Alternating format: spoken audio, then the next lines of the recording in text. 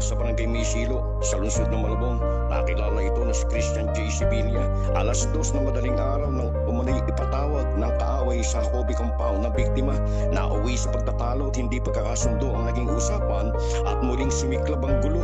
Nakatakbo ang 2 sa 3. Isang gabi sa lugar ng Malabon, nakakatakot ang paligid at pati ang panahon. Makinig kayo sa daladala ko na istorya, itatak mo lang palagi, ilagay sa iyong memorya. Hindi lahat ng tao sa paligid mo ay totoo. Kung sasamahan ka nga ba niya sa hantungan o iiwanan mag-isa at mag-isa ka lang, hindi ka nilang magawang tulungan. Habang sinasaksak, tinapalo pa ng tubo, hindi ako lalaban, humihingi sa klolo. Walang awang binubugbog ng kalalakihan, bakit nyo pa pinatay? Pwede nyo namang sabihan, mga umaabusong tao na wala ngang puso. Ano na nangyayari sa bansa, parang guguho. Sinong may salarin, pwede ba napakituro na mapunasan ng mga luha na tumutulo?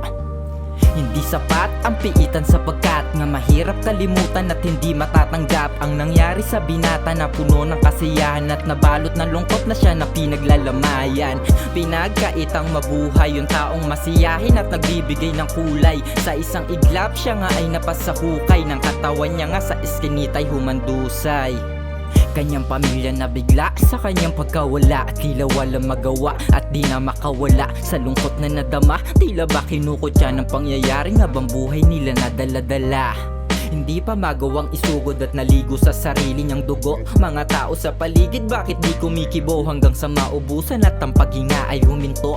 Nakakapanghinayang merong buhay na nasayang dahil sa kapusukan at pinairal kayabangan. Huli na ang lahat, hindi na pwede pa magsisi. Kayo ang may gusto ng landas nyo na pinili. Iya sana magsilbing aral sa lahat ng mga kabataan na hindi pwedeng laging puro lamang kayabangan. Mag-isip-isip ka muna kung anong kahinatnan, baka di mo mamalayan ito na ang iyong hantungan. Hindi sapat ang piitan sapagkat nga mahirap kalimutan at hindi matatanggap ang nangyari sa binata na puno ng kasiyahan at nabalot ng lungkot na siya ng pinaglalamayan. Pinagkaitan mabuhay yung taong masiyahin at nagbibigay ng kulay. Sa isang iglap siya nga ay napasahukay ng katawan niya nga sa iskinita'y humandusay. Dito na rival sa ospital ang isa sa kanila, si Christian J. Sevilla, 22 anyos.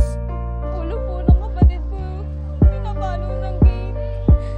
Tapos nung inusod po nila, binalibag lang nila sa sahig. Tapos tinuloy-tuloy po nila yung pamukpok ng tubo na bakal. Habang may sumasakot. Hustisya na hindi makita dito sa Pilipinas, sa ba parang malinaw? Wala na bang konsensya o patay mali siya? Mga pangako nyo sa amin ay wala ng bisa. Sigaw ng mga tao'y kumakalam na sikmura. Mga paandar at pakara di na gumagana, kaya di na alintana palayain. Walang salat, totoong may malasakit kung sino ang nagparaya. Hindi sapat ang piitan sapagkat nga mahirap kalimutan at hindi matatanggap ang nangyari sa binata na puno ng kasiyahan at nabalot ng lungkot na siya na pinaglalamayan. Pinagkaitang mabuhay yung taong masiyahin at nagbibigay ng kulay. Sa isang iglap siya nga ay napasahukay ng katawan niya nga sa iskinita'y humandusay.